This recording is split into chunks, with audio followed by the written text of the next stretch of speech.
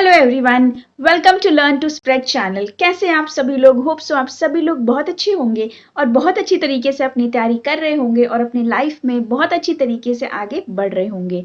तो इससे प्रीवियस वाले वीडियो में हमने इंटरनेशनल बिजनेस पढ़ा था, जिसमें मैंने आपको बताया था कि बैलेंस ऑफ पेमेंट क्या होते हैं, उसके फीचर्स क्या होते हैं, उसके कंपोनेंट कौन कौन से होते हैं। आज जो हम लोग पढ़ेंगे वो डिटेल पढ़ेंगे कि कंपोनेंट्स कौन कौन से हैं इंटरनेशनल बिजनेस के। तो जल्दी से सभी लोग अपना ध्यान स्क्रीन पे दीजिए। तो सी ऑन द स्क्रीन, हम लोग अपने स्क्रीन पे इंटरनेशनल बिजनेस, ये पार्ट 3 है कॉमर्स का, एनटीए यूजीसी नेट जेआरएफ। और ये तो मेरा नाम है, सभी को पता है क्या, मोनिका राम हृदय यादव। थोड़ा बड़ा नाम है ना। तो चलते हैं पार्ट 3 पे। तो जैसा कि ये आपका सिलेबस है, मैंने आपको पहले ही बताया था, इसमें से कौन कौन से इंपॉर्टेंट टॉपिक्स है ये देखते हैं जो हम लोग के कंप्लीट हो चुके हैं। जैसा theories of international business, theories of international trade या थ्योरीज ऑफ इंटरनेशनल बिजनेस कह लो, दोनों ही एक ही चीज है। तो ये चीजें हम लोग कंप्लीट कर चुके हैं। बैलेंस ऑफ पेमेंट के हम लोगों ने देखा था क्या इंपॉर्टेंस होता है, इसका फीचर्स क्या होता है, what is balance of payment, ये सारी चीजें हम लोगों ने देखी थी। इसके कंपोनेंट्स थे जो कि प्रीवियस क्लास में हम लोगों ने देखा था कि इसके कौन कौन से कंपोनेंट है। 8 कंपोनेंट्स मैंने बताए थे, जिसके बारे में मैंने ये बताया था कि ये सारी चीजें जो है हम लोग नेक्स्ट वीडियो में देखेंगे। तो चलिए इसके कंपोनेंट्स को हम लोग स्टार्ट करते हैं। तो धीरे धीरे इसी तरह टॉपिक मूव होगा आपका। फिर रीजनल इकोनॉमिक इंटीग्रेशन पे क्लास होगी, उसके बाद फिर regional economic institutions, World Trade Organization, functions, objective उनके क्या है, उसके बाद agriculture agreement, GATS, TRIPS and TRIMs. उसके बाद हम लोगों ने क्या करना है, उसके बाद हम लोग इसके क्वेश्चंस को देखेंगे जो कि ज्यादातर एग्जाम में पूछे जाते हैं। तो चलिए, ये प्रीवियस स्लाइड है जहां पे आप लोगों को मैंने बताया था कि क्रेडिट साइड और डेबिट साइड, ये सारे आपके कंपोनेंट्स होते हैं बैलेंस ऑफ पेमेंट में। क्रेडिट मतलब कि जो सामान, जो चीजें जो है आप लोगों ने क्या किया, वहां से जो चीजें फॉरेन से हमारे यहाँ आई है। और डेबिट मतलब कि जो आपने जितने पेमेंट्स किए हैं वो सारे डेबिट साइड है। इसका मतलब कि आपको कट करके या आपने जितना भी पेमेंट किया है फॉरेन इंपोर्ट्स का, वो सारी चीजें डेबिट साइड में आती है। तो रिसिप्ट आपके क्रेडिट साइड में आ जाएंगे और पेमेंट आपके डेबिट साइड में आएंगे। ये आपके 8 कंपोनेंट्स थे। तो जब भी हम लोग बैलेंस ऑफ पेमेंट को पढ़ते हैं ना, तो बैलेंस ऑफ पेमेंट को जब भी पढ़ते हैं तो 2 क्राइटेरिया होती है इसको पढ़ने का। सबसे पहले, क्योंकि यही जो आपके 8 कंपोनेंट्स है ना, जो हम लोग इसके पहले स्लाइड में देखे थे कि इसके 8 कंपोनेंट्स होते हैं, ये 8 कंपोनेंट्स को 2 क्राइटेरिया में रखा गया। और वो दोनों क्राइटेरिया कौन कौन से है, वो है आपका करंट अकाउंट और दूसरा है आपका कैपिटल अकाउंट। तो करंट अकाउंट में क्या क्या सारी चीजें आती है, जैसा कि हम लोगों ने प्रीवियस स्लाइड में देखा था। यहाँ देखिए, visible items and invisible items. ये विजिबल और इनविजिबल कहाँ आता है, किस हेड में, तो ये आता है आपका बैलेंस ऑफ ट्रेड में, visible balance and invisible balance. उसके बाद करंट अकाउंट में ही देखते हैं हम क्या, income account on unilateral transfer. Ma'am इसको करंट अकाउंट क्यों बोला गया, किसी बच्चे का ये क्वेश्चन हो भी सकता है। तो करंट अकाउंट इसलिए बोला गया कि जितने भी इनफ्लोज आपके या आउटफ्लोज आपके होते हैं, वो सारी चीजें करेंटली फिजिकल वे में जो सारी चीजें होती हैं करेंटली, जो आप मैनेज कर सकते हो, जो लॉन्ग टर्म बेसिस नहीं होती, जो शॉर्ट टर्म बेसिस होती हैं, वो सारी चीजें आपकी कहाँ रिकॉर्ड होती है, करंट अकाउंट में। और जो आपके लॉन्ग टर्म ट्रांजेक्शन होते हैं, जिनका पेमेंट अभी आना बाकी है या बकाया, या काफी लंबे समय तक उनका पेमेंट मिलेगा, या वहां से काफी लंबे समय बाद कोई सामान हमारे यहाँ आएगा, या हमारे यहाँ से कोई सामान वहां जाएगा, that is export and import, लेकिन उनका टाइम पीरियड जो होगा वो बहुत लंबा होगा। It may be 6 year, it may be 7 year, it may be 10 years, it may be 20 years. हो सकता है कि अभी ऐसा कोई ट्रांजेक्शन्स हो। तो वो सारी चीजें को हम क्या बोलते हैं, वो सारी चीजों को हम कैपिटल अकाउंट बोलते हैं। जैसा हमारा लॉन्ग टर्म कैपिटल, जिसमें डायरेक्ट इन्वेस्टमेंट आते हैं, पोर्टफोलियो इन्वेस्टमेंट, जो कि एफडीआई के थ्रू कभी कभी ये चीजें परफॉर्म होती है, जो कि आपके करंट अकाउंट में, that is long term transactions. Short term capital and financial, आपके ऑफिशियल फाइनेंसिंग अकाउंट, जहां पे आपके फॉरेन रिजर्व्स आते हैं। तो चलिए इसको वन बाय वन हम लोग देखते हैं। ये आपके कुछ नहीं है, जस्ट अदर नेम, जो आपने 8 कंपोनेंट्स पढ़े थे, इन्हीं को मैंने बाइफरकेट करके आपको बताया है कि ये सारी चीजें, ये सारे 8 कंपोनेंट्स जो है वो कहाँ कहाँ फॉल करते हैं, वो आपके 2 क्राइटेरिया में फॉल करते हैं। वो आपका करंट अकाउंट, जो कि शॉर्ट टर्म बेसिस पे, या जो कि आपके लिक्विड ट्रांजेक्शन होते हैं, जो जल्दी आपके क्या हो जाते हैं, जल्दी आपको मिल जाते हैं, वो करंट अकाउंट में रिकॉर्ड होते हैं। और कैपिटल अकाउंट मीन्स कि आपके वो सारे ट्रांजेक्शन जो लॉन्ग टर्म बेसिस पे, जिसमें 10 साल 15 साल लग जाए, बहुत ज्यादा टाइम पीरियड लग जाए, तो वो आपके कहाँ होते हैं, कैपिटल अकाउंट में। तो चलो इसको हम लोग देखते हैं। सबसे पहला जो हमारा कंपोनेंट है वो है आपका बैलेंस ऑफ ट्रेड, जहां के हम लोगों ने ये पढ़ा था कौन सा, विजिबल और इनविजिबल। तो बैलेंस ऑफ ट्रेड में सबसे पहले हम लोगों को देखना है कि बैलेंस ऑफ ट्रेड क्या होता है, और उसके अंदर फिर हम लोग पढ़ेंगे विजिबल बैलेंस क्या होते हैं और इनविजिबल बैलेंस क्या होता है। तो आइए इसको देखते हैं। तो बैलेंस ऑफ ट्रेड का मतलब है कि सबसे पहले आपको क्या करना है, कंट्री के जितने भी एक्सपोर्ट्स है, इसका मतलब इंडिया से अगर कोई सामान एक्सपोर्ट हो रहा है कहां पे, यूएसए में। कंट्री आपका कौन है, यूएसए। और यूएसए से अगर कोई सामान हमारे यहाँ आएगा तो उसको जाहिर सी बात है उसको हम क्या कहते हैं, इंपोर्ट। कहते हैं ना ये इंपोर्टेड माल है ना, कहते हैं ना ये चीजें इंपोर्टेड है या ये चीजें बाहरी है। और एक्सपोर्ट मतलब कि हमारे यहाँ से कोई सामान गया, जैसे ये देखिए ये प्यारा से मैंने मैप बनाया जहां मैंने एक्सपोर्ट लिखा है। इंडिया के पास बहुत ज्यादा किसकी किसकी बहुत ज्यादा उनके पास, जिसको हम कह सकते हैं कि बहुत ज्यादा ये चीजों की भीड़ है या बहुत ज्यादा इंडिया के पास है, वो है आपका शुगर के। तो शुगर की एक्सपोर्ट मतलब चीनी, चीनी का जो एक्सपोर्ट है वो कौन करता है, या हमारी कंट्री से चीनी जो है वो बाहर जाती है कहाँ, विदेश में।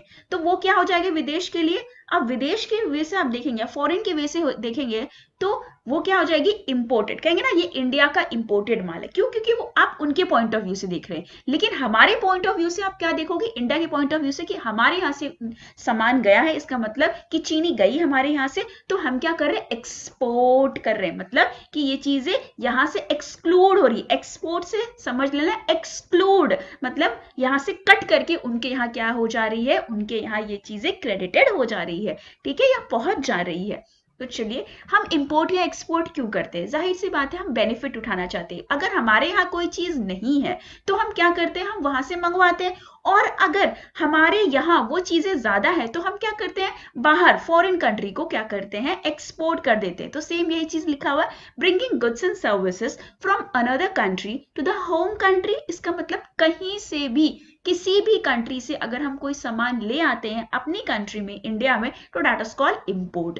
और एक्सपोर्ट मींस कि अगर हम यहाँ से, जैसे कि शुगर मैंने यहाँ से भेजा है कहाँ पे, यूएसए में भेजा है, दैट इज कॉल्ड एक्सपोर्ट। इसका मेन एम क्या होता है, देखो इसका मेन यही चीज होता है, जो लैकिंग है, जो कमी है हमारी कंट्री में, या हमारी कंट्री में जो चीजें नहीं मिलती है वो चीजें हम क्या करेंगे, इंपोर्ट, मतलब दूसरी कंट्री से मंगवा लेंगे कि भाई सभी लोगों को इसका फायदा मिल सके, सभी लोग जो है वो सारी चीजें क्या कर सके, सारी चीजें की फैसिलिटी जो है वो अवेल कर सके। और यही सेम चीज अगर उस कंट्री में नहीं है तो हम क्या करें, हम ज्यादा से, जैसे आप कोविड के केसेस में आपने देखा होगा कि इंडिया से कई सारी मेडिसिन जो है वो यूएस से जा रही है, क्यों, क्योंकि यहाँ पे लोगों को उसका बेनिफिट हो रहा है। यहाँ पे उस चीज का क्राइसिस नहीं है, बट वहां पे आपके यूएसए में इस चीजों की क्राइसिस है, जहां पे इंडिया क्या कर रही है, एक्सपोर्ट कर रही है मेडिसिन को, किसके लिए, फॉर यूएसए, कि भाई वो भी ठीक हो जाए, वो भी हंसते खेलते अपने परिवार में अच्छे से रहे। ओके, चलिए नेक्स्ट देखते हैं हम लोग कि इसका क्या, ये देखो ये क्वेश्चन हमेशा एग्जाम में पूछा जाता है। जब भी एग्जाम में ऐसे क्वेश्चन आते हैं तो आपको ध्यान देना है क्या, कि देखो जब ज्यादा से ज्यादा इंपोर्ट होता है, जब ज्यादा इंपोर्ट हो रहा है इसका मतलब कि बाहर से हमारे यहाँ ज्यादा चीजें आ रही है, तो देखो ये अच्छी बात नहीं है। कह रहा है इंपोर्ट अगर ज्यादा है, मतलब बाहर से कोई सामान ज्यादा आ रहा है हमारे यहाँ, तो ये नेगेटिव इंपैक्ट हमारी कंट्री पे बनाती है, क्योंकि हम उतने सक्षम नहीं है उस चीज को प्रोड्यूस करने के लिए। लेकिन अगर हम एक्सपोर्ट कर रहे हैं, अगर हम ज्यादा से ज्यादा एक्सपोर्ट कर रहे हैं, तो ये पॉजिटिव चीज है कि भाई हमारी कंट्री जो इतनी सक्षम है कि हर चीजें वो चीज क्या कर सके, वो चीजें बढ़ा सके, जिससे कि हमारा क्या होगा, फॉरेन इनकम बढ़ेगी। हमारी कंट्री में ज्यादा से ज्यादा फॉरेन की इनकम, जितनी भी डॉलर्स में पेमेंट ज्यादा से ज्यादा हमें मिलेंगे, तो उसका हमें बेनिफिट उठाना चाहिए।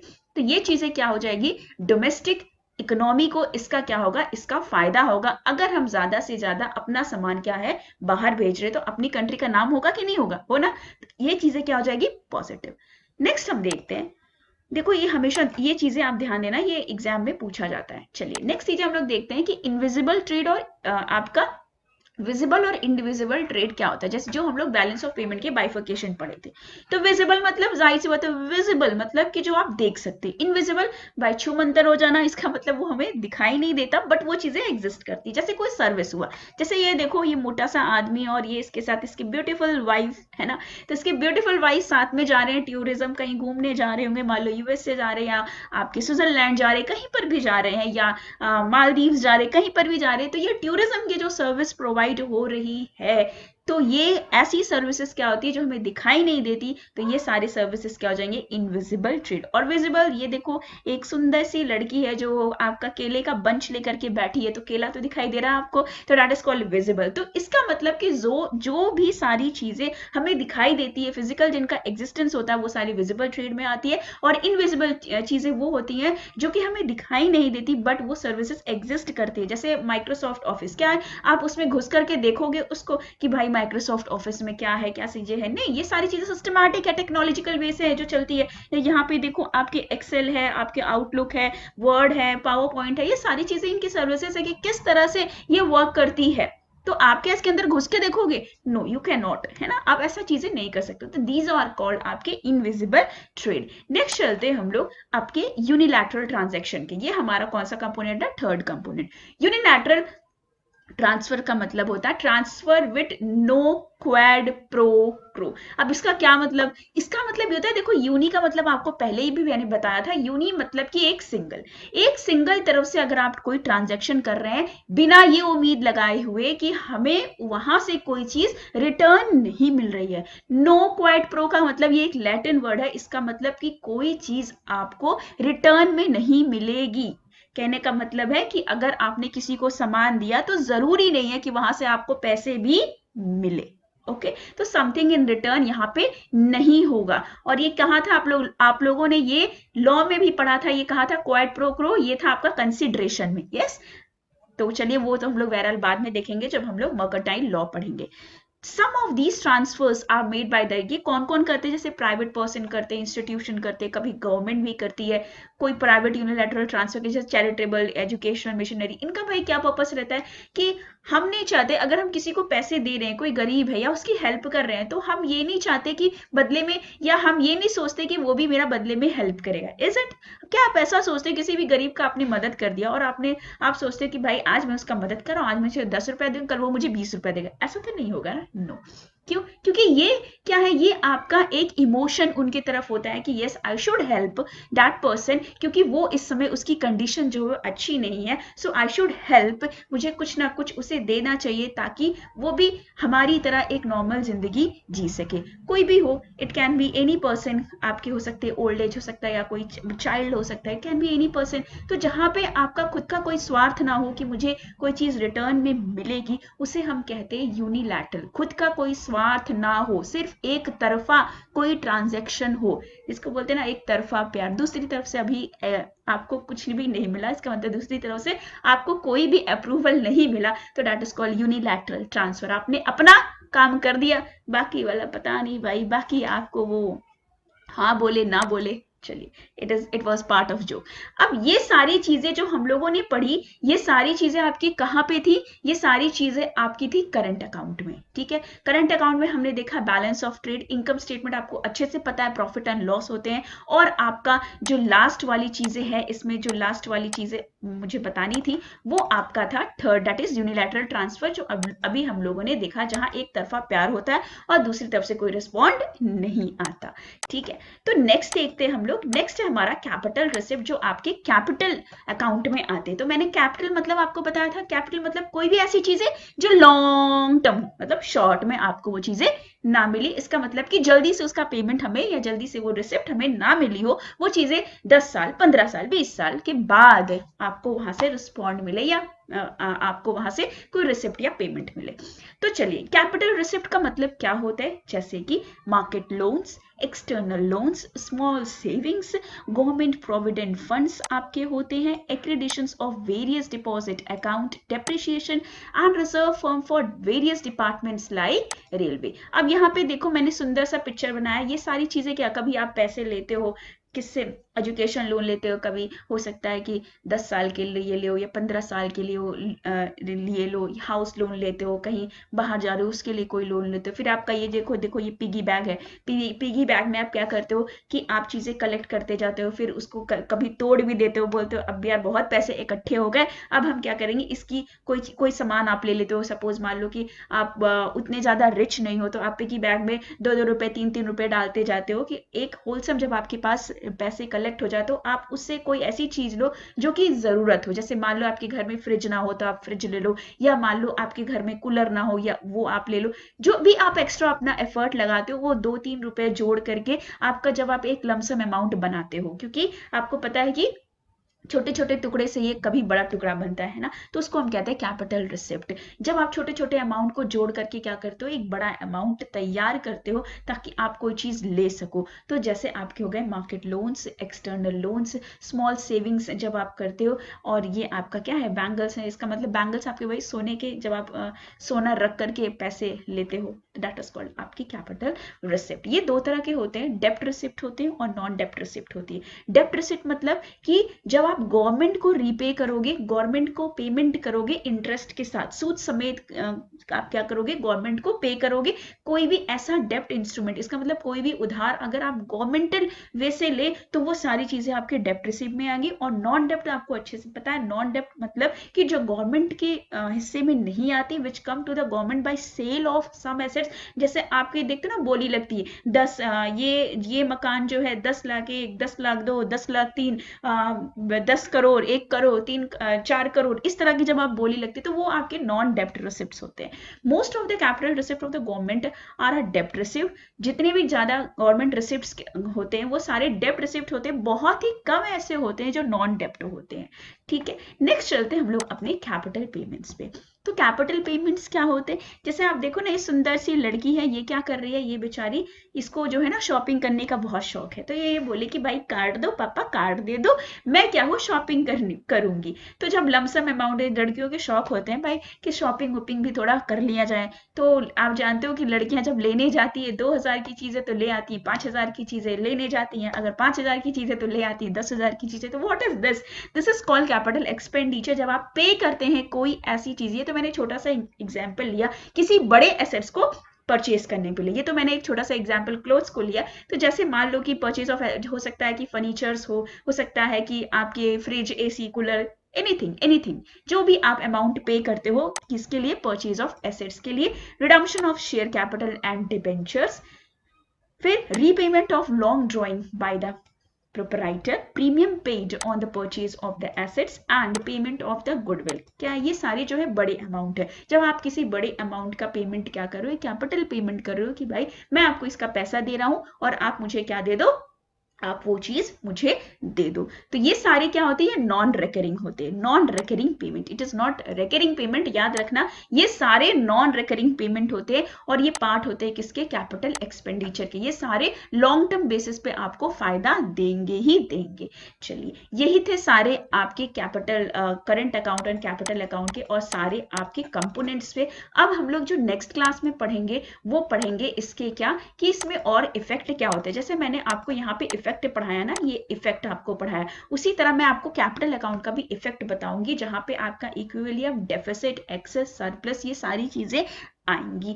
तो अभी के लिए इतना, नेक्स्ट वीडियो में, वीडियो बहुत लंबी ना हो इसलिए मैंने बहुत सारी चीजें आपको इस वीडियो में बताने की कोशिश की है। नेक्स्ट में हम लोग इसके इफेक्ट भी देखेंगे। ये टॉपिक थोड़ा सा लंबा है, बहुत लंबा तो नहीं, थोड़ा छोटा सा लंबा है, तो इसको आपको थोड़ा सा क्या करना पड़ेगा, ध्यान देके पढ़ना पड़ेगा। याद रखना, कंसेप्ट पे फोकस करो ज्यादा से ज्यादा।